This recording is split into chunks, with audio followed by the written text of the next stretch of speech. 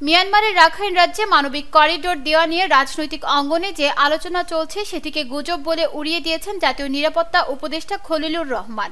তিনি বলেছেন, অনেকে বলছেন করিডোর বিষয়ে সরকার কথা বলছে না কেন, অস্তিত্বহীন জিনিস নিয়ে কি আলোচনা করব। তিনি বলেন, মানবিক করিডোর হচ্ছে একটা জরুরি সময়ে দুর্যোগপূর্ণ জায়গা থেকে মানুষকে সরিয়ে দেওয়ার ব্যবস্থা। এখানে কাউকে সরানো হচ্ছে না, যেটা করা হচ্ছে তাতে এখানে ত্রাণ সামগ্রী ও উপকরণ অন্য রুটে নিয়ে যাওয়া সম্ভব হচ্ছে না। জাতিসংঘ আমাদের এতটুকু বলেছে, পণ্যটি বাংলাদেশের সীমান্ত দিয়ে রাখাইনে নেওয়ার জন্য।